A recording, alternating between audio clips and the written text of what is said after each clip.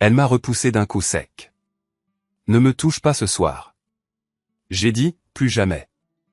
Et je suis parti à l'aube. Sans prévenir, sans seconde chance. Ma femme? Une avocate spécialisée dans le divorce, qui gagne sa vie à démolir des maris. Elle n'aurait jamais cru se réveiller un jour et découvrir que le sien s'était volatilisé. Ce que j'ai découvert sur sa vie secrète, elle aurait dû faire plus attention à qui elle épousait. Je m'appelle Daniel Simons. J'ai 45 ans, j'ai passé 20 ans dans le renseignement militaire avant de prendre ma retraite pour créer une société de conseil en sécurité. J'ai appris à lire les gens, à repérer les schémas, à documenter les preuves, à monter des dossiers béton. Il s'avère que ces compétences fonctionnent tout aussi bien dans un mariage qui se meurt. Victoria et moi sommes mariés depuis 23 ans. Elle est avocate spécialisée dans le droit de la famille, l'une des meilleures de Chicago, spécialiste des divorces à enjeux élevés. L'ironie ne m'a pas échappé par la suite. Elle a bâti une carrière en aidant des femmes à détruire leur mariage et à s'en aller avec tout. Je n'aurais jamais pensé qu'elle s'entraînerait sur moi. Cette dernière nuit a commencé comme toutes les autres. Je suis rentré vers 7 heures, j'ai préparé le dîner pendant qu'elle travaillait tard dans son bureau à domicile. Elle est finalement sortie à 9h30. J'avais déjà mangé, mais j'avais gardé son assiette au chaud. Elle l'a regardé comme si j'avais mal fait quelque chose. J'ai mangé au bureau, a dit Victoria, la voix monocorde. J'ai hoché la tête, recouvrant la nourriture avec du papier d'aluminium. Longue journée. Elle n'a pas répondu, s'est juste versé du vin et a fait défiler son téléphone. Je l'ai observée pendant un moment. Cette femme que j'aimais depuis l'enfance. Je n'ai rien vu de familier dans son regard. Ses cheveux étaient différents ces derniers temps. Une coupe plus agressive. Ses vêtements plus chers. Tout chez elle semblait conçu pour créer de la distance. Nous sommes allés nous coucher en silence. Ce n'était plus inhabituel. Ce qu'il était, c'est quand j'ai voulu la toucher. Un geste simple, ma main sur son épaule. Victoria a repoussé ma main. Pas doucement. Il y avait de la force derrière ça. De la frustration, peut-être du dégoût. Elle s'est tournée vers moi dans l'obscurité. Je pouvais voir clairement son expression au clair de lune. Ne me touche pas ce soir, Daniel. Sa voix était froide, mesurée, définitive. Quelque chose a bougé dans ma poitrine. Pas un chagrin d'amour. J'avais ressenti ça 1000 fois au cours des 3 dernières années. C'était différent. C'était de la clarté. Je me suis redressé lentement, je l'ai regardé longuement. Plus jamais, ai-je dit doucement. Elle a cligné des yeux, confuse. Quoi? Tu m'as entendu. Plus jamais. C'est fini. Victoria a ricané, se retournant. Tu fais ton numéro. Dors. Mais je n'ai pas dormi. Je suis resté allongé dans l'obscurité, à l'écouter respirer, à regarder le ventilateur de plafond tourner. À 3 heures du matin, j'avais pris toutes les décisions nécessaires. À 4 heures, j'étais dans la cuisine à préparer un sac avec l'essentiel. À 5 heures, j'étais habillé et debout devant la porte. Je n'ai pas laissé de mots. Je n'ai rien pris qui puisse faire l'objet d'une dispute. Juste mes documents, mon ordinateur portable et les vêtements que je portais. L'alliance est allée dans le tiroir à côté des reçus qu'elle ne regardait jamais. Les papiers d'assurance qu'elle ne lisait jamais. Les documents qu'elle signait sans hésitation parce qu'elle me faisait confiance pour m'occuper des choses ennuyeuses. Cette confiance allait devenir sa plus grande erreur. Je suis sorti à l'aube pendant qu'elle dormait, j'ai quitté l'allée en voiture celle qui est à mon nom et j'ai conduit jusqu'à un motel à 50 km de la ville. Je ne ressentais pas de tristesse. Je ne ressentais pas de colère. Je me sentais libre pour la première fois depuis des années. Ce que Victoria ne savait pas, ne pouvait pas encore savoir, c'est que je me préparais à ça depuis 11 mois. Chaque document signé, chaque actif protégé, chaque conversation enregistrée. Elle m'a bien enseigné, en l'écoutant élaborer des stratégies pour les divorces de ses clientes pendant le dîner. Elle n'a juste jamais réalisé que je prenais des notes. Le soleil se levait quand je me suis enregistré au motel. Mon téléphone était éteint. Mes comptes étaient sécurisés. Mon avenir était enfin le mien. Qu'elle se réveille dans un lit vide. Qu'elle se demande où je suis allé. Qu'elle passe ses appels et invente ses histoires. Au moment où elle comprendrait ce qui s'était passé, il serait trop tard pour l'arrêter. Le café du motel avait le goût du regret et du caoutchouc brûlé. Mais je l'ai quand même bu. Assis sur le bord d'un lit qui n'était pas le mien, dans une chambre qui sentait le produit de nettoyage et les problèmes des autres, je me suis enfin permis de réfléchir clairement. Victoria allait bientôt se réveiller. Peut-être l'était-elle déjà. Je l'imaginais tendre la main à travers le lit, trouver un espace vide, supposer que je m'étais levé tôt pour courir ou préparer le petit déjeuner, comme toujours. Il lui faudrait un certain temps pour remarquer que mes vêtements avaient disparu, que mon ordinateur portable manquait, que le tiroir où je rangeais les documents importants était vide. Mon téléphone était posé face cachée sur la table de chevet. Je l'avais rallumé il y a 1 heure, mais je l'avais laissé en mode silencieux. 23 appels manquaient déjà. 15 textos. Je n'avais pas besoin de les lire pour savoir ce qu'ils disaient. Astérisque, où es-tu? Ce n'est pas drôle. Appelle-moi maintenant, astérisque. Du Victoria tout craché. Pas inquiète pour astérisque, moi astérisque. Inquiète pour sa routine. J'ai ouvert mon ordinateur portable et je me suis connecté au portail sécurisé que je construisais depuis des mois. Tout était là, organisé, documenté, prêt. Mais avant de revoir mes propres préparatifs, je devais vérifier quelque chose qui me tracassait depuis des semaines. Il y a 3 mois, j'avais remarqué quelque chose de bizarre dans nos papiers d'impôt. Rien de grave, juste une ligne qui ne correspondait pas à nos comptes joints. Victoria s'occupait de la plupart de nos finances personnelles. Elle disait que c'était plus simple, vu qu'elle passait ses journées à gérer des paperasses juridiques. Je lui faisais confiance. C'était ma première erreur.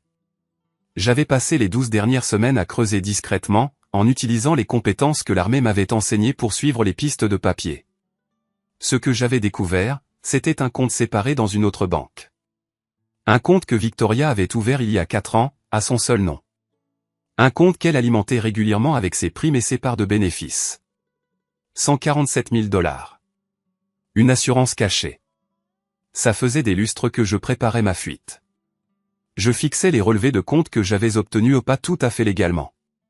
Une sensation froide s'installa dans ma poitrine. Pas de la colère, juste de la lucidité. Elle se préparait à me larguer pendant que je lui faisais à dîner, que je l'attendais et que je croyais ses mensonges sur ses réunions tardives. L'ironie? Presque amusante. On se préparait tous les deux à quitter le navire, en emmagasinant des provisions, en planifiant nos itinéraires. Elle avait juste été plus consciencieuse. Mon téléphone vibra. Victoria encore. Un message vocal, cette fois. J'ai failli l'ignorer, mais je me suis dit, tant pis. Autant entendre l'histoire qu'elle se racontait. Sa voix était sèche, agacée. Daniel, je ne sais pas à quoi tu joues, mais ce n'est pas drôle. Il faut que tu rentres à la maison. On a la réunion Henderson demain, et j'ai besoin que tu jettes un coup d'œil aux questions de sécurité pour leur propriété. Rappelle-moi. Pag, où es-tu? Neil, ça va? Neil, qu'est-ce qui se passe? Juste du business. La réunion pour laquelle elle avait besoin de moi. J'ai supprimé le message vocal et j'ai ouvert le fichier intitulé Épreuve. 11 mois de trucs là-dedans. Pas seulement des histoires d'argent, mais quelque chose de pire. Quelque chose que j'avais commencé à enregistrer après avoir parlé à Jack, mon meilleur ami. Il m'avait pris à Paris il y a 6 mois et m'avait dit quelque chose qui avait tout changé. Victoria avait essayé de coucher avec lui à la fête de Noël de l'entreprise, il y a 2 ans. Jack n'avait rien dit au début, essayant de me protéger, espérant que ce n'était qu'une bêtise d'ivrogne qu'elle regretterait. Mais quand il a vu comment les choses se passaient entre nous, comment elle me traitait comme un meuble, il a dû me le dire. Après ça, j'ai commencé à enregistrer. Pas illégalement, pas de caméra cachée, juste en notant ce qui se passait. Des journaux vidéo, en gros. Moi dans mon bureau, parlant à la caméra de chaque journée. Elle qui m'ignorait, elle qui était froide, les nuits où elle me repoussait. Les fois où elle me parlait comme si je n'étais rien. 27 enregistrements. Chacun avec une date et une heure. Chacun montrant un type réalisant lentement que son mariage était mort. Mon téléphone vibra à nouveau. Cette fois, c'était un texto d'Émilie, notre fille. Papa? Maman dit que tu es parti en voyage d'affaires sans la prévenir. Elle a l'air contrariée. Tout va bien? Alors, voilà l'histoire que Victoria racontait. Un voyage d'affaires. Imprévu. Irréfléchi. J'ai répondu prudemment. Tout va bien, ma chérie. J'avais juste besoin d'un peu d'espace pour réfléchir. Comment se passent tes cours? Esquiver. Protéger. Laissez Victoria contrôler l'histoire pour l'instant. Emily n'avait pas besoin d'être mêlée à ça pour l'instant. Mais elle le serait. Ils le seraient tous. J'ai fermé l'ordinateur portable et j'ai regardé autour de moi la chambre miteuse de l'hôtel. Je ne resterai pas ici longtemps, juste de passage. Demain, je trouverai quelque chose de plus permanent. Un endroit où Victoria ne pourrait pas me trouver si facilement. J'avais du travail. Des papiers à remplir, des avocats à rencontrer, un plan à mettre en œuvre. Victoria se croyait experte en divorce. Elle avait géré des tonnes d'affaires, brisé des douzaines de mariages, appris à des femmes à protéger leur argent. Mais elle ne s'était jamais mesurée à quelqu'un avec 20 ans d'expérience dans le renseignement. Elle allait l'apprendre à ses dépens. Le bureau de Garrison et Associés se trouvait au 14e étage d'un immeuble en verre du centre-ville. Je les avais choisis avec soin. 3 mois de recherche avant d'appeler. Martin Garrison était connu pour 2 choses, garder les secrets et gagner. Il m'attendait quand je suis arrivé. La cinquantaine, cheveux gris, un costume qui coûtait plus cher que ce que la plupart des gens gagnaient en un mois. On s'est serré la main, et il a pointé une chaise en face de son bureau. Monsieur Simmons, dit Garrison, en ouvrant un dossier. J'ai examiné les documents que vous avez envoyés. Très complet. 20 ans dans le renseignement militaire vous apprennent à tout documenter. Il sourit légèrement. Votre femme est Victoria Simmons, associée chez Whitfield et Ross, spécialiste du droit de la famille. Je la connais, dis-je. Elle est coriace au tribunal, agressive, très protectrice de ses clients. Il fit une pause. Ça ne sera pas un simple divorce. Je ne cherche pas la simplicité. Je veux que ce soit complet. Garrison sortit les documents financiers que je lui avais donnés. Le compte caché à son nom. 147 000 $. Comment avez-vous obtenu ces relevés? Est-ce que ça importe? Ça pourrait, selon sa réaction. Mais laissons ça pour l'instant. Vous avez également documenté ses manœuvres de protection d'actifs au cours des 11 derniers mois. Transfert de propriété, compte séparé, changement de bénéficiaire, tous signés par elle. Ouais, elle les a jamais lus. Elle a juste signé là où je lui disais. Et vous pouvez prouver qu'elle a signé sans lire? J'ai sorti mon téléphone, je lui ai montré une vidéo. Victoria au comptoir de la cuisine, un café dans une main, un stylo dans l'autre, signant 3 papiers tout en regardant son téléphone, sans jamais baisser les yeux. C'est votre cuisine, ça, a demandé Garrison. Oui. J'étais juste là, la caméra bien en évidence. Pas de caméra cachée, pas de ruse. Elle s'en fichait juste assez pour ne pas faire attention. Garrison s'est adossé à son fauteuil. Monsieur Simmons, je dois vous demander, quel est votre objectif final ici? Protection du patrimoine, séparation complète, vengeance, survie? J'ai répondu, Victoria prévoit de me quitter depuis des années. Ce compte en banque le prouve. J'ai juste pris les devants. Je veux que ce qui m'appartient soit protégé, que mon entreprise soit en sécurité, et je veux partir avec ma dignité. Et votre fille? Emily a 19 ans, elle étudie à Londres. C'est une adulte. Je ne l'utiliserai pas, et je ne laisserai pas Victoria l'utiliser non plus. Garrison a pris des notes. La tentative de séduction de votre ami, Jake Patterson. Vous avez une déclaration signée et notariée. Il est prêt à témoigner si nécessaire. Oui. Ces journaux vidéo, 27 enregistrements de vous parlant de votre mariage qui s'effondre. C'est inhabituel. Est-ce admissible? Peut-être. Ce sont des enregistrements de moi dans ma propre maison, parlant de ma propre vie. Pas de surveillance secrète d'elle, mais un juge pourrait les considérer comme calculés. Ce sont des manœuvres calculées. Je l'ai déjà dit, tout ce que j'ai fait est calculé. C'est Victoria qui m'a appris ça. Elle dit à ses clients de tout documenter, de se protéger, d'anticiper. J'apprends des meilleurs. Garrison, fermez le dossier. Je vais être franc avec vous, monsieur Simmons. Votre femme va attaquer fort. Elle connaît le système, connaît les juges, sait comment manipuler les choses. Nous devons être prêts à ce qu'elle affirme que vous l'avez maltraitée émotionnellement, que vous l'avez contrôlée financièrement, peut-être même que vous êtes instable. Quel essai? J'ai des documents qui prouvent le contraire. Bien. Parce qu'à la seconde où elle réalisera que vous êtes sérieux, elle va passer à l'attaque nucléaire. Mon téléphone a vibré. J'ai jeté un coup d'œil. Encore Victoria. On en est à 37 appels manqués. C'est elle, a demandé Garrison. Ouais. Ne répondez pas. Pas encore. Laissez son anxiété monter. Laissez-la se demander ce que vous faites, à qui vous parlez. Plus elle sera dans le noir, plus elle fera d'erreurs. J'ai acquiescé, en retournant le téléphone face cachée. Garrison s'est levé, tendant la main. Je déposerai les documents préliminaires cet après-midi. Séparation des biens. Ordonnance restrictive temporaire sur les comptes joints. Notification d'intention. Elle sera notifiée demain à son bureau. Demain? Exécution rapide. Elle n'aura pas le temps de préparer une contre-stratégie. Au moment où elle réalisera ce qui se passe, nous aurons déjà sécurisé votre position. Je lui ai serré la main. Merci. Une dernière chose, a dit Garrison. Préparez-vous. Quand elle sera notifiée, quand elle réalisera que vous avez planifié tout ça, elle sera furieuse. Les femmes comme votre femme, les avocates puissantes qui ont l'habitude de tout contrôler, elles ne supportent pas bien de perdre le contrôle. Je compte là-dessus, ai-je dit. Les gens en colère font des erreurs. En sortant de ce bureau, j'ai senti quelque chose changer. Il ne s'agissait pas seulement de quitter Victoria. Il s'agissait de reprendre tout ce qu'elle m'avait lentement pris. Ma dignité, ma tranquillité, mon avenir. Elle voulait une guerre. Elle allait en avoir une de quelqu'un qui avait été entraîné au combat. J'étais de retour au motel, en train de consulter des documents sur mon ordinateur portable, quand mon téléphone a sonné. Émilie. Je m'attendais à cet appel, mais je le redoutais quand même.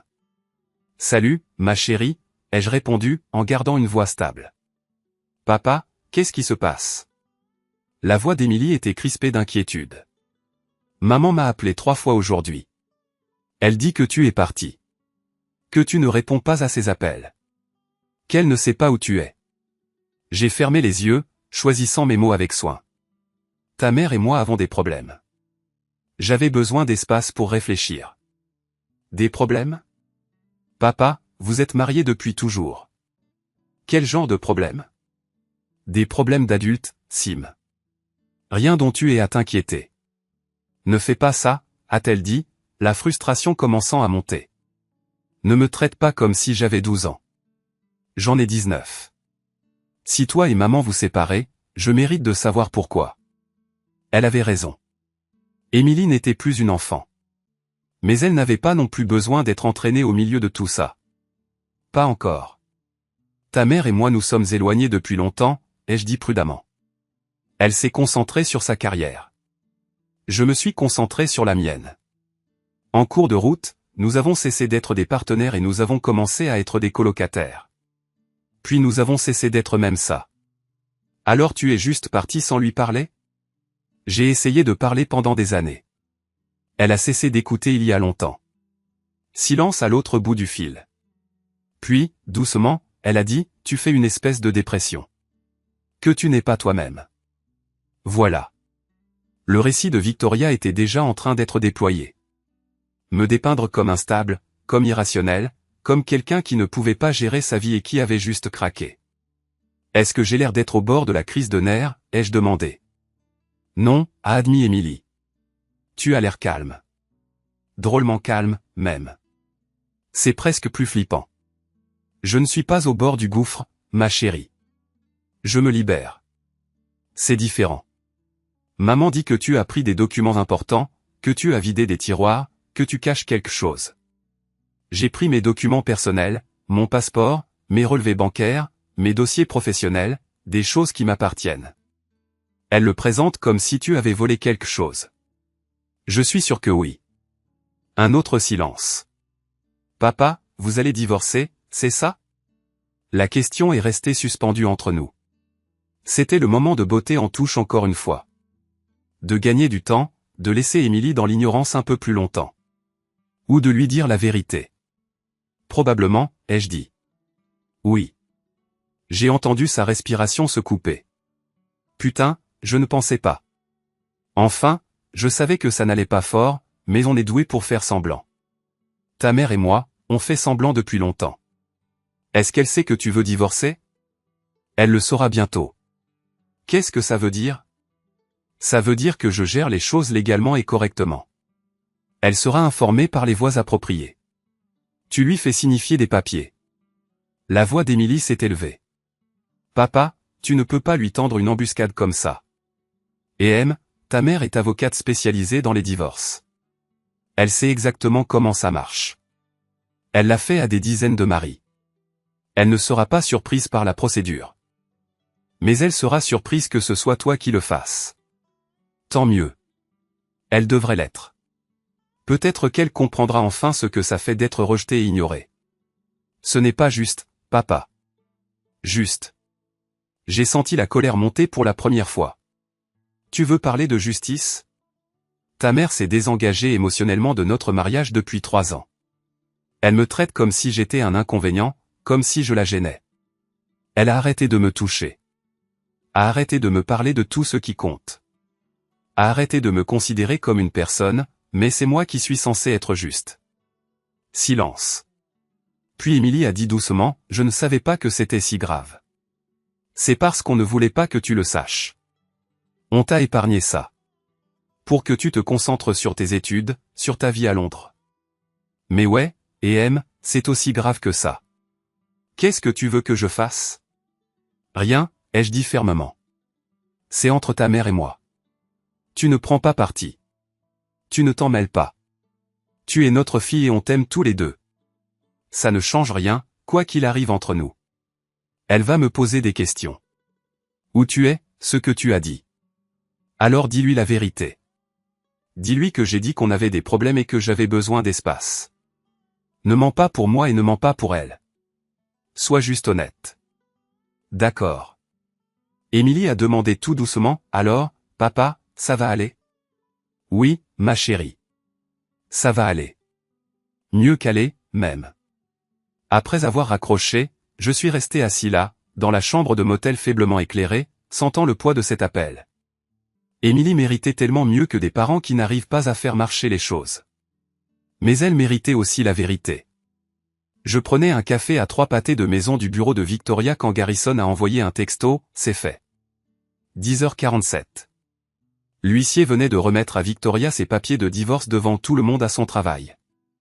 Je pouvais presque voir son visage, le choc se transformant en rage pure, son contrôle parfait se brisant en public. Mon téléphone s'est emballé. Le nom de Victoria. J'ai laissé sonner. Puis un autre appel tout de suite, puis un autre. 6 appels en 4 minutes. Puis les textos ont commencé. Tu me fais signifier au travail? Au travail? Tout le monde a vu. Mon associé a vu. Comment oses-tu m'humilier comme ça? Appelle-moi maintenant. J'ai siroté mon café et j'ai attendu. L'humiliation? Totalement intentionnelle.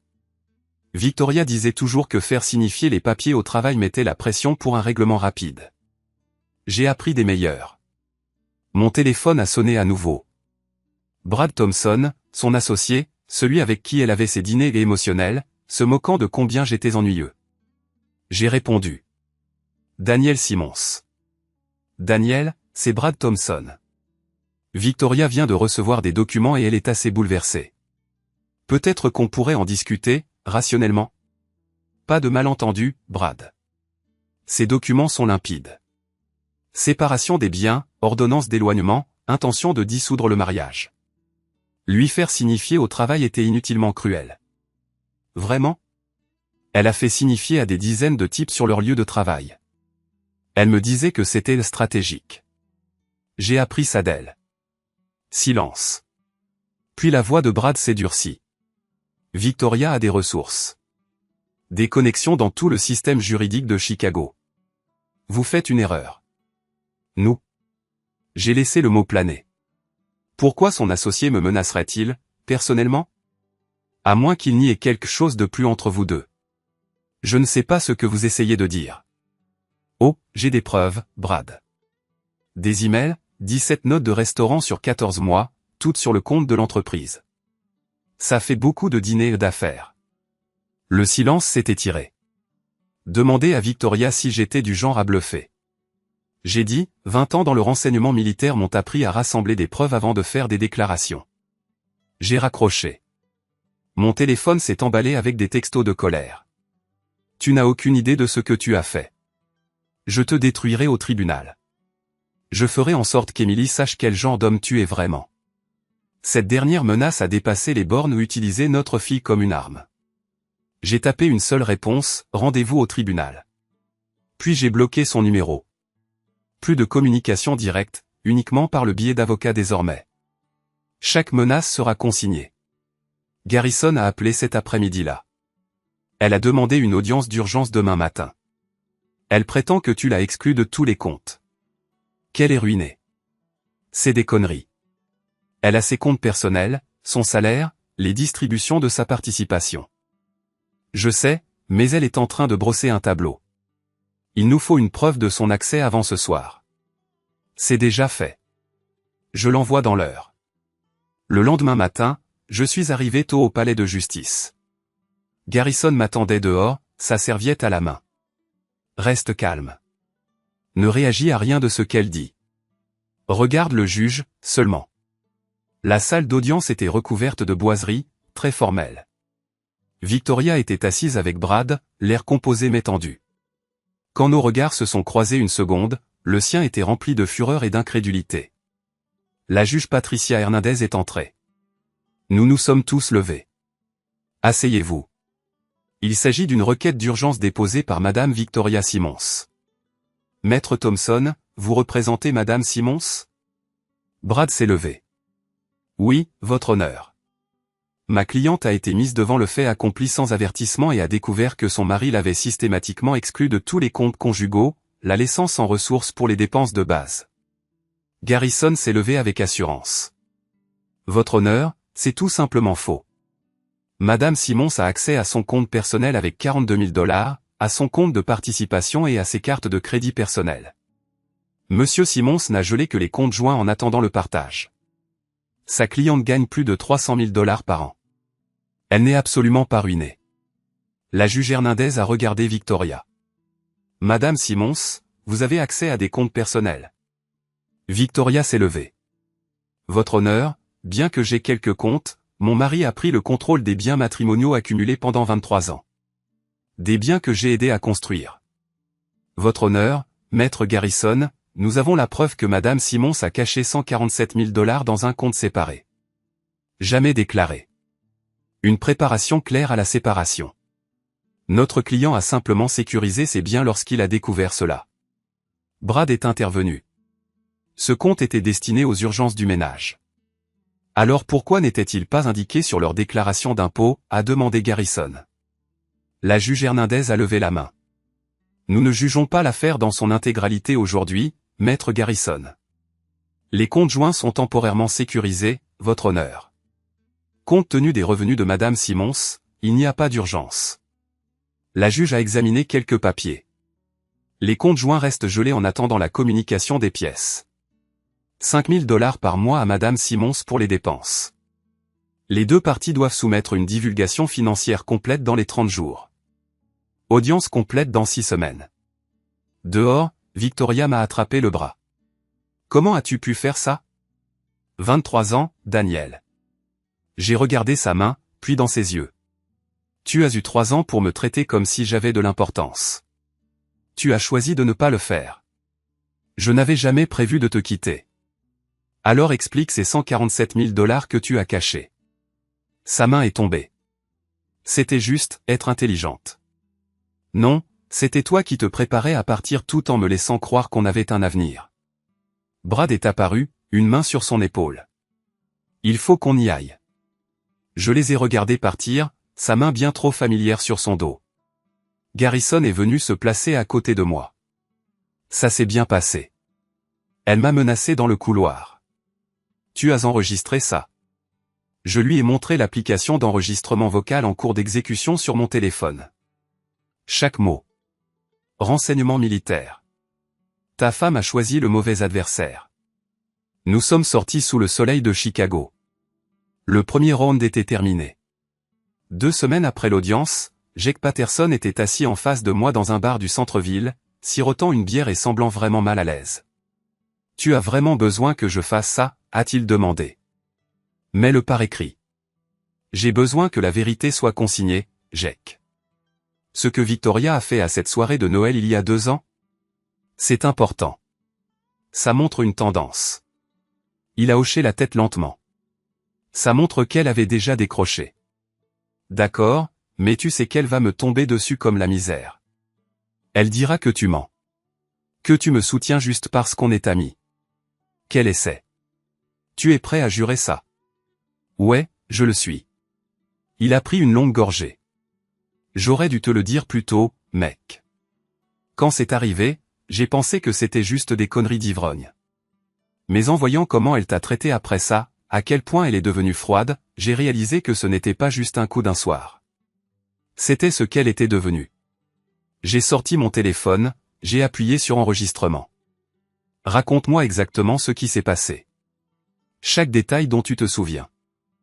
Jake a posé sa bière, a réfléchi une seconde. C'était le 15 décembre, il y a 2 ans. La fête de Noël de ta boîte à cet hôtel du centre-ville. T'es parti vers 9h à cause de ce truc avec le client. Tu te souviens de la faille de sécurité dans l'immeuble Thompson? Je me souviens. Victoria est restée. Elle a dit qu'elle voulait réseauter, rattraper le temps perdu avec les gens. J'étais au bar vers 11h quand elle m'a trouvé. Elle était bourrée. Pas à se tenir à peine debout, mais clairement elle avait trop bu. Elle a commencé à raconter que tu avais changé, que tu étais plus marrant avant, plus spontané. Qu'est-ce qu'elle a dit exactement? Elle a dit, Jake, tu te souviens quand Daniel riait? Un vrai rire? Maintenant, il fait juste semblant. Il a marqué une pause. Puis elle s'est rapprochée, elle a posé sa main sur ma poitrine et elle a dit, ça me manque d'être avec quelqu'un qui me désire vraiment. Ma mâchoire s'est crispée, mais j'ai gardé une voix calme. Et après? Elle m'a embrassé. Un vrai baiser. Je l'ai repoussé tout de suite, je lui ai dit qu'elle était ivre et qu'elle devait rentrer chez elle. Elle en a ri. Elle a dit que j'étais coincé, comme toi. Puis elle a recommencé. Elle a dit qu'on devrait prendre une chambre, que tu ne saurais jamais rien. Qu'est-ce que tu as fait? Je lui ai dit non. Fermement. Je lui ai dit qu'elle était mariée à mon meilleur ami, et que ça n'arriverait pas. Là, elle s'est énervée, elle a dit que j'étais exactement comme toi. Chiant et prévisible. Elle s'est tirée, et je suis parti juste après. J'ai pensé à t'appeler ce soir-là, mais je me suis dit qu'elle était juste ivre et qu'elle regretterait le matin. Est-ce qu'elle en a reparlé après? Jamais. La fois suivante où je l'ai vue, à ton barbecue cet été-là, elle a fait comme si de rien n'était. Super sympa, elle m'a demandé des nouvelles de ma femme, elle jouait les parfaites maîtresses de maison. C'est là que j'ai compris que ce n'était pas juste l'alcool. Elle calculait. Elle avait testé les limites, et quand je n'ai pas mordu à l'hameçon, elle est passée à autre chose comme si de rien n'était. J'ai arrêté l'enregistrement. Il faut que tu écrives ça, que tu signes, que tu fasses certifier. C'est fait. Quand? Demain. Au cabinet de Garrison. Il recueillera ta déposition officielle. Jake s'est adossé, en m'examinant. Tu vas vraiment lui faire la guerre, hein? Je me protège de quelqu'un qui prévoit de me détruire depuis des années. Ce n'est pas la même chose. Elle va me détester pour ça. Elle va nous détester tous les deux, mais au moins, nous, on dira la vérité. Le lendemain, Jake était assis dans le bureau de Garrison et a fait sa déposition officielle. Chaque mot enregistré, retranscrit, certifié. La tentative de Victoria de séduire mon meilleur ami, documentée, est prête pour le tribunal. Garrison l'a relu et a souri. C'est bon. Très bon. Ça prouve qu'elle était émotionnellement infidèle, qu'elle essayait activement de tromper, et ça montre son mépris pour le mariage il y a 2 ans. Combiné à l'argent caché, ça donne une image claire. Quand est-ce qu'on l'utilise? Pas encore. Laissons Victoria monter son dossier. Laissons-la prétendre qu'elle est la victime, que tu es contrôlant et cruel. Et puis, quand elle sera complètement engagée dans ce récit, on fait venir Jake. On montre au juge qui a vraiment détruit ce mariage. Mon téléphone a vibré. Émilie, ma fille. On s'envoyait des SMS de temps en temps depuis que j'étais parti. Son message était prudent, neutre. Essaie de ne pas prendre parti. Papa, on peut parler? Maman a dit des choses qui n'ont pas de sens. Je l'ai appelée tout de suite. Salut ma chérie. Qu'est-ce que ta mère a dit? Elle m'a dit que tu essayais de tout lui prendre, que tu l'avais complètement bloquée, qu'elle ne pouvait même pas acheter de quoi manger. Mais papa, elle gagne beaucoup plus d'argent que la plupart des gens. Ça n'a pas de sens. Ça n'a pas de sens parce que ce n'est pas vrai. Ta mère a accès à ses propres comptes, à son salaire, à tout ce dont elle a besoin. J'ai juste sécurisé les comptes joints jusqu'à ce qu'on puisse les diviser correctement. Elle a aussi dit que tu répands des mensonges sur elle, que tu essaies de ruiner sa réputation. Je ne répands rien. Je documente des faits. Il y a une différence. Quel fait? J'ai hésité. Combien Émilie devait-elle savoir? Elle avait 19 ans, elle était adulte, mais elle restait notre fille. Ta mère se prépare à me quitter depuis des années. Elle a caché de l'argent. Elle s'est éloignée émotionnellement. Elle a cessé de me traiter comme un partenaire. Quand j'en ai eu assez et que je suis parti, elle s'est énervée que je sois parti le premier. C'est ça, le fond du problème, le contrôle. Elle a dit, ton oncle Jake ment pour toi. Jake ne ment pas. Il dit la vérité sur quelque chose qui s'est passé il y a 2 ans. Quelque chose que ta mère a fait et qui m'a montré qu'elle en avait déjà fini avec notre mariage. Qu'est-ce qu'elle a fait? Demande-lui. Demande-lui ce qui s'est passé à la fête de Noël de l'entreprise il y a 2 ans, quand je suis parti plus tôt. Regarde si elle te dit la vérité. Silence, puis doucement, c'est vraiment le bordel. Je sais, ma chérie. Je suis désolé que tu sois au milieu de tout ça, mais je te promets que tout ce que je fais, c'est pour me protéger, pas pour blesser ta mère. Elle est juste en colère de ne plus pouvoir contrôler le récit. Après avoir raccroché, je me suis assis dans mon nouvel appartement, celui que j'avais loué au nom de ma société, et j'ai senti le poids de tout ça. Mon mariage était fini. Ma fille était perdue. Ma femme préparait une campagne de guerre. Mais j'avais la vérité de mon côté. Et au final, la vérité était la seule arme qui comptait vraiment. 3 semaines après la séparation, Garrison a appelé avec des nouvelles. La déclaration financière de Victoria est arrivée. Il faut que tu vois ça. Je l'ai rencontré à son bureau dans l'heure qui a suivi. Il a étalé les documents sur la table de conférence, surlignant des trucs au marqueur jaune. Vous vous souvenez de ce compte caché? Celui avec 147 000 balles? Ouais. Et alors? C'est pas le seul. Garrison a tapoté un autre papier. Il y en a un deuxième. Un compte de courtage, juste à son nom. Ouvert il y a 6 ans. Encore 83 000. Je suis resté planté devant les chiffres. Ça fait 6 ans qu'elle planque de l'argent. Ça devient intéressant. Regarde les dépôts. Des dépôts mensuels réguliers, 2 ou 3 000 $ à chaque fois. Tout vient de ses primes et des versements de partenariat. De l'argent qui aurait dû être déclaré comme revenu conjugal. Ça fait combien au total? 230 000 balles cachées sur 2 comptes dont t'avais même pas idée. Je me suis assis lourdement. Elle prépare ça depuis 6 ans. Elle prépare son départ pendant que moi je croyais qu'on construisait quelque chose ensemble. C'est pire, a dit Garrison. Regarde quand les dépôts ont commencé à augmenter. Ils ont grimpé d'un coup il y a environ 3 ans. Juste au moment où tu disais que les choses s'étaient vraiment refroidies entre vous deux. Il avait raison. Les dépôts sont passés de 1500 par mois à parfois 5000. Victoria finançait sa fuite tout en me traitant comme si j'étais juste un obstacle à la maison. On peut utiliser ça au tribunal? Absolument. C'est pas juste une histoire de dissimulation d'actifs. C'est planifié depuis des années. Ça prouve l'intention, la préparation, et qu'elle n'en a rien à foutre de notre mariage. N'importe quel juge verra qu'elle préparait un divorce pendant que t'étais dans le noir. Et quand elle dit que je suis financièrement contrôlant? Garrison a ri. Elle t'accuse d'être contrôlant alors que c'est elle qui a planqué 4 millions. Cet argument est mort.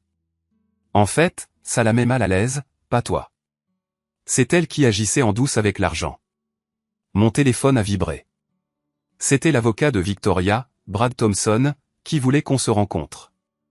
Garrison a secoué la tête en voyant le nom. Il veut négocier un accord à l'amiable.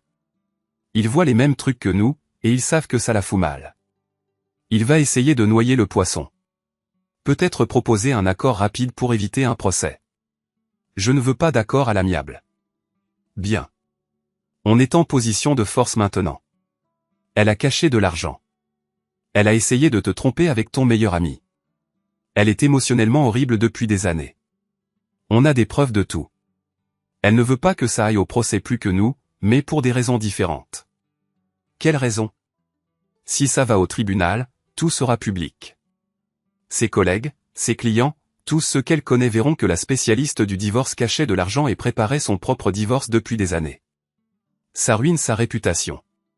Elle ne peut pas être la conseillère en divorce de confiance si elle a menti à son propre mari. J'ai réfléchi à ça. Toute la carrière de Victoria reposait sur sa réputation. C'était l'avocate que les femmes engageaient quand elles voulaient gagner gros. Si les gens découvraient qu'elle avait caché de l'argent et qu'elle s'était désintéressée émotionnellement, sa carrière serait finie. Alors, on fait quoi? On attend. On laisse Brad faire son offre. Ensuite, on contre-attaque avec quelque chose qui te protège complètement. La maison, le chalet, ton entreprise, ta retraite. Elle garde ses comptes, son argent caché et sa carrière. Mais elle ne doit pas pouvoir changer l'histoire, et elle ne doit pas jouer la victime. Elle n'acceptera jamais ça. Alors on va au procès, et tout Chicago les juges, les avocats, les clients saura qui est vraiment Victoria Simons. Ce soir-là, j'ai sorti mon ordinateur portable et j'ai fait une autre vidéo pour mon journal. La numéro 28.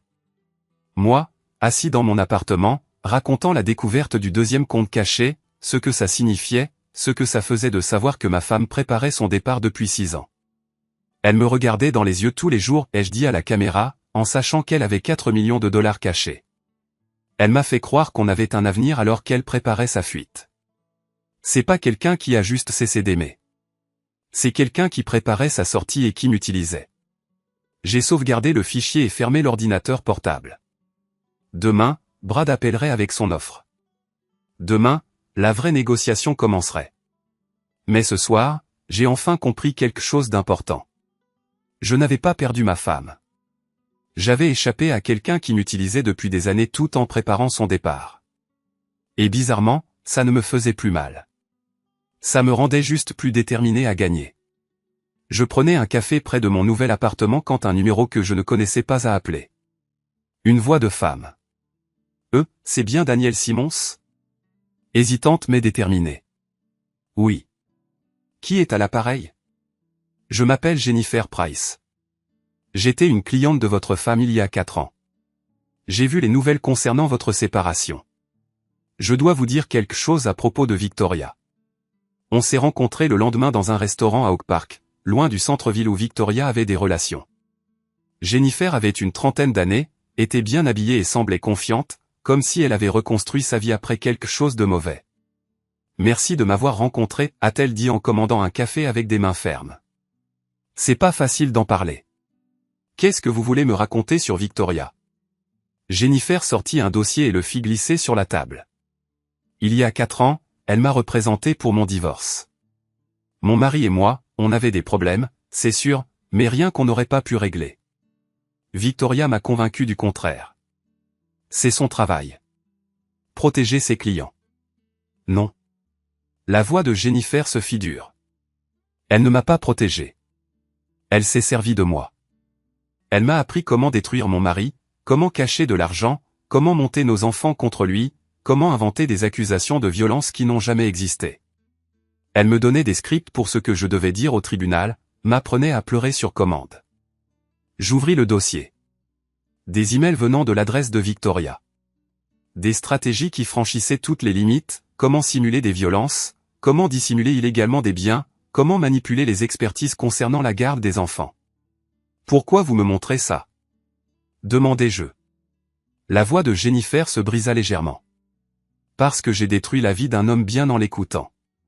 Mon ex-mari a perdu son entreprise, sa réputation, tout contact avec nos enfants. 4 ans plus tard, je me noie dans la culpabilité.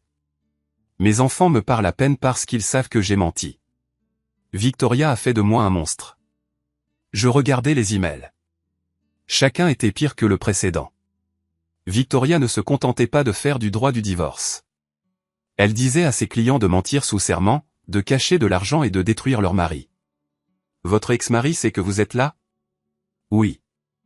Il a dit, si ces emails peuvent au moins te protéger des conséquences de ce que tu m'as fait, alors au moins quelque chose de bien sortira de notre cauchemar.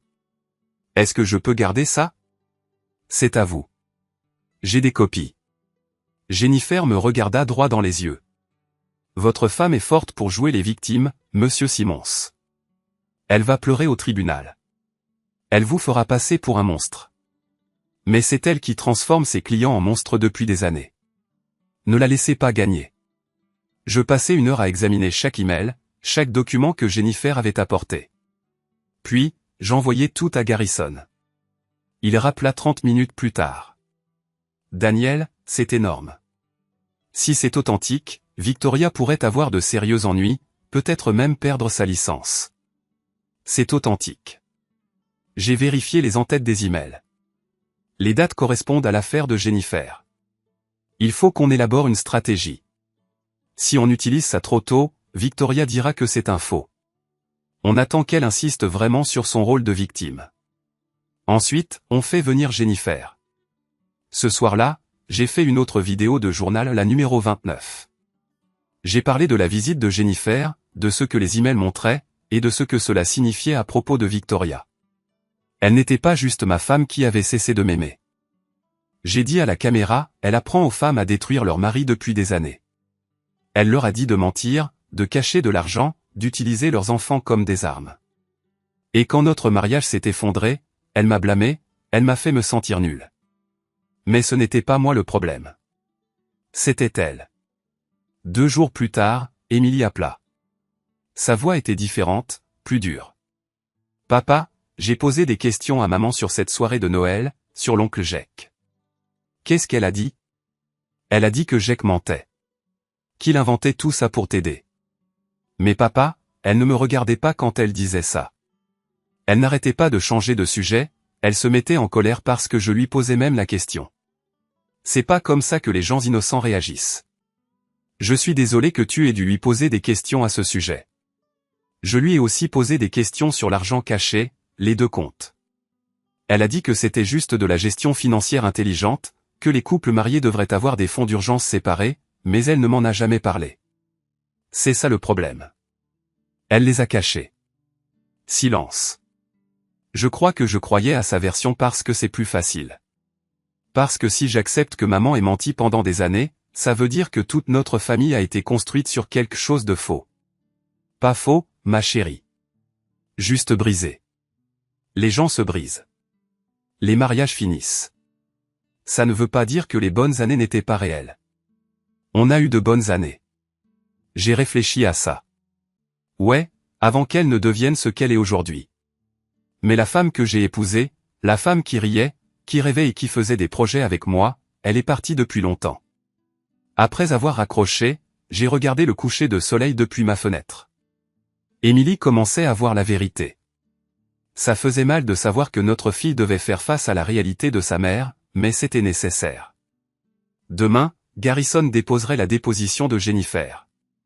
Demain, la vraie guerre commencerait. Mais ce soir, je ressentais quelque chose que je n'avais pas ressenti depuis des années. Pas seulement de la paix, de la justification, la preuve que je n'avais pas tort, que la froideur et la manipulation n'étaient pas dans ma tête.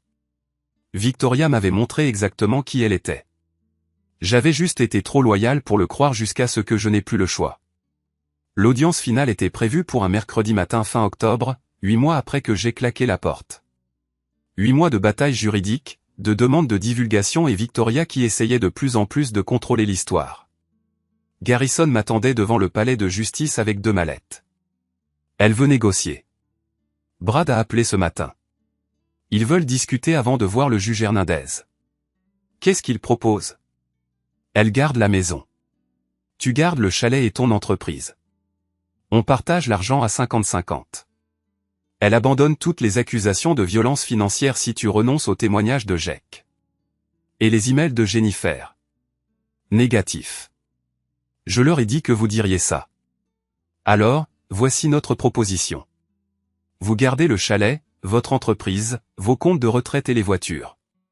Elle garde ses comptes cachés, les 230 000, son statut d'associé au cabinet et sa réputation. Mais elle signe une déclaration admettant que les comptes étaient cachés, et elle ne conteste rien publiquement. Elle n'acceptera jamais. On va voir. On est entré au tribunal. Victoria était déjà là avec Brad, l'air fatigué et rapetissé. 8 mois de bataille l'avaient usé, lui avait fait perdre son éclat. Quand elle m'a vu, quelque chose a brillé dans ses yeux, plus de la colère, plutôt un air d'abandon. La juge Hernandez nous a appelés dans son bureau pour discuter. J'entends dire qu'il y a une proposition de règlement. Garrison a exposé nos conditions. Victoria a écouté, le visage impassible. Quand il a fini, elle a regardé Brad, qui a hoché légèrement la tête. On accepte, a dit Victoria doucement, à une condition. Les vidéos, les 29, restent sous scellé. Elles ne sont pas rendues publiques. J'ai réfléchi. Les vidéos étaient ma vérité, le témoignage de l'effondrement de notre mariage. Mais c'était aussi des moments très personnels, des moments de douleur à vif. D'accord, j'ai dit. Mais vous signez une déclaration admettant les comptes cachés et disant que vous ne m'en avez jamais parlé pendant le mariage. La mâchoire de Victoria s'est crispée. Ça nuit à ma réputation. Vous y avez nui vous-même en cachant l'argent. La juge Hernandez est intervenue. Madame Simons, Monsieur Simons est généreux, compte tenu des preuves. Si on va au procès, ça pourrait être bien pire pour vous. Les comptes cachés, la tentative d'adultère, Mademoiselle Price qui dit que vous avez demandé à des clients de mentir sous serment? C'est du pain béni pour la radiation. Le visage de Victoria est devenu blanc comme un linge. Jennifer Price m'a envoyé des preuves, a dit Garrison, froid comme un glaçon.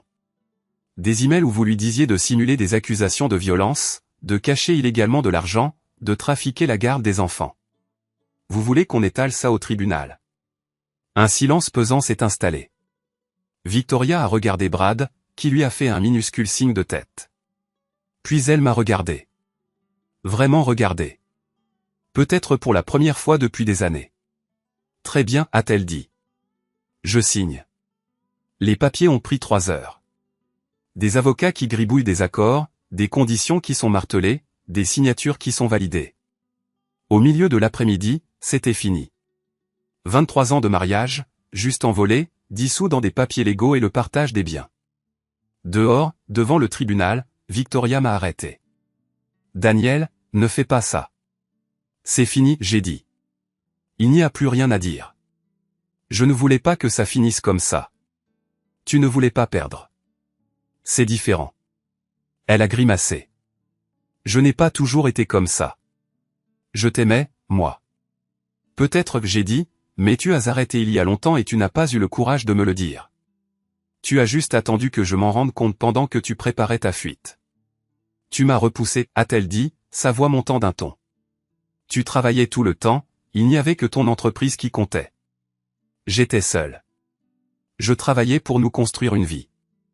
Et pendant que je faisais ça, tu finançais secrètement ta cavale. Ne me reproche pas tes choix, Victoria. Tu les as provoqués. Tu as caché l'argent. Tu as essayé de tricher. Tu encourages tes clients à détruire leur mari. Ça, c'est de ta faute. Je suis parti avant qu'elle puisse dire autre chose. Garrison m'attendait près de sa voiture. Comment tu te sens, m'a-t-il demandé. Libre. Enfin libre. 4 mois plus tard, j'étais dans une librairie à Eveston, en train de contempler un présentoir de nouveautés. Mon livre, La sortie silencieuse, quand s'en allez-vous sauve la vie, était là, en évidence sur l'étagère du devant. Une histoire de violence psychologique, de planification de votre fuite et de reconquête de votre dignité. Mon téléphone a vibré. C'était Emily, une photo d'elle tenant mon livre dans une librairie à Londres. Fier de toi, papa. Fier que tu aies dit ta vérité. J'ai souri. Écrire le livre avait été comme une thérapie, raconter toute l'histoire sans utiliser de nom, juste les expériences. Comment savoir quand votre mariage est fini, comment vous protéger légalement, comment tout documenter, comment partir la tête haute. Les premières critiques étaient excellentes. Des mecs me contactaient, disant qu'ils ressentaient la même froideur, la même indifférence, mais qu'ils pensaient devenir fous. Des femmes aussi, disant que le livre les aidait à mieux comprendre leur partenaire, à voir les signaux d'alarme dans leur propre relation. Victoria avait essayé d'empêcher la publication du livre, disant qu'il violait leur accord de règlement. Garrison a vite mis fin à ça. Le livre ne disait pas son nom, ne la pointait pas du doigt. C'était mon histoire, ma vérité, et j'avais parfaitement le droit de la raconter. J'ai appris par des amis qu'elle avait quitté Chicago, qu'elle avait pris un poste dans un cabinet à Denver, qu'elle recommençait à zéro là où personne ne connaissait son passé. Emily la voyait parfois, gardait le contact, mais c'était gênant. Moi, je me suis reconstruit. Nouvel appartement qui est devenu une maison, nouvelles habitudes, nouvelle paix. J'allais à des rendez-vous de temps en temps. Rien de sérieux, juste me rappeler ce que ça faisait d'être désiré, d'être vu. Jake est venu un soir avec de la bière et des pizzas. Ça va, mec? Oui, j'ai dit, et je le pensais. Mieux que je ne l'ai été depuis des années. Victoria a appelé ma femme, lui a demandé de te demander d'arrêter de raconter ce qui s'est passé à cette soirée. Qu'est-ce que tu lui as dit? Que la vérité, c'est la vérité. Elle a fait ses choix. Elle assume. On a trinqué, et j'ai contemplé mon salon, mon espace, ma vie, mon avenir. Victoria m'avait appris beaucoup de choses en 23 ans. La patience, la loyauté, l'espoir. Mais la quitter m'avait appris quelque chose d'encore plus important. Savoir quand la loyauté te fait plus de mal qu'autre chose. Se protéger de quelqu'un qui a cessé de te protéger. Partir avec dignité quand rester signifiait se perdre. Je ne regrettais pas le mariage, mais je ne regrettais pas non plus d'y avoir mis fin. Parfois, le truc le plus viril qu'un homme puisse faire, ce n'est pas de se battre pour réparer ce qui est cassé. C'est d'être assez fort pour s'éloigner et construire quelque chose de mieux. When I have Ender og Enter Portal. Og så er der det der med ham der zombie-doktoren. FMBU lige nu. Ja. FM YOLO-BU. Kan vi få en counter på dem? På hvad?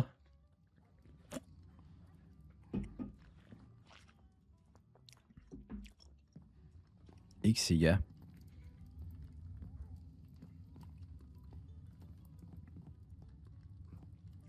Til hvad?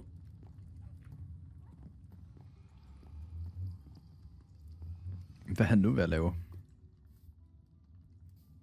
Ikke sige ja, FMBU. Idiot. Hvorfor må jeg ikke sige ja? Hvad er der galt med FMBU? Nå, gutters, hvem skal navngive en dog? Jeg bliver nok nødt til at kalde den ene for Nana, ellers er jeg jo en scammer. Flot hus, du har der. Tak for det, Kai. Det er sådan lidt unfinished business.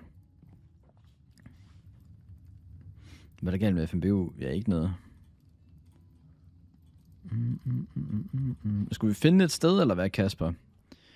Du er en færdig mand. Jamen, jeg tror, det er okay.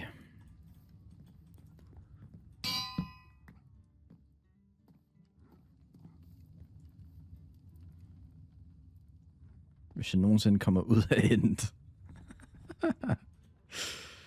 Nå.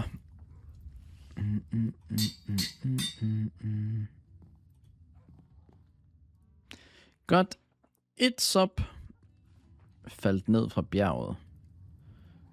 Som så byen siger. Hej Martin fan. Godt at se dig, Mo. Jeg har sgu savnet dig. I seng, gutter. Sov, hvis I kan.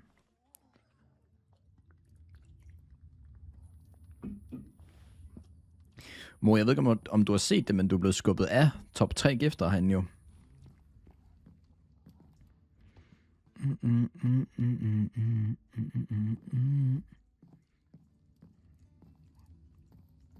Skal vi lige have en raffle på 10 lapper, eller hvad? Udopstegn Jørgen. Hvad så, Emilie? Udopstegn Jørgen. 10 lapper på højkant her på rafflen. Vi kan også være Bo i enden. Kom nu bare ud derfra, mate.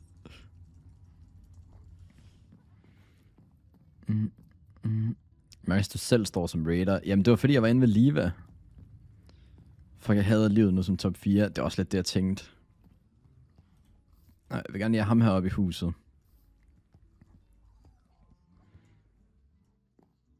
Hvor vil du have af? Kom op. Get up in the house, man. Er der nogen, der vil have dogs? I må gerne få. Jeg har fandme mange dogs.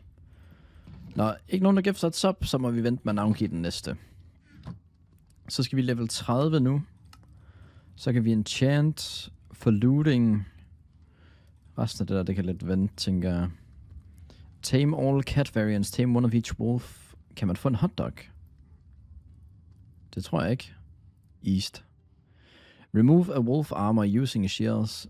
Get in a boat and float with the goat. Er der nogen, der har fundet en ged? Et sted, hvor man kan finde geder?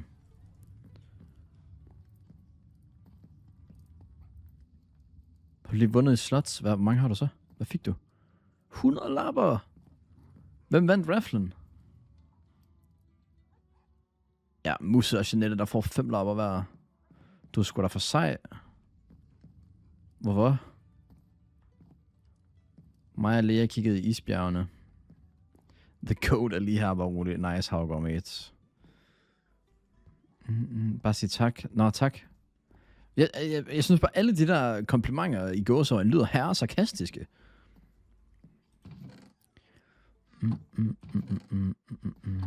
Hej Chelsea. Så de skulle done. Level 23 er vi nu i. Skal vi bare gå og trade en masse weed med de der gutter, eller hvad er det? Bare det, vi gør. Bare tage alt weeden. Så gå og trade det. Os to og mine laner. Var det alt det weed, jeg havde? Umuligt. Jeg så, jeg havde mere weed. Weed. Jeg guess det var det. Du skylder koder penge for streamen i går. Hvorfor? Ingen sat gåseøjne, nar. Nej, derfor kan det da godt være sarkastisk alligevel. Hvad satan, fik du klaret dit 1 HP run? Ja, Maria, det gjorde vi. Det tog noget tid, men vi klarede det i søndags klokken 4 om natten. Så det er nice. Ryger du meget weed, siger du? Nej, weed. Weed.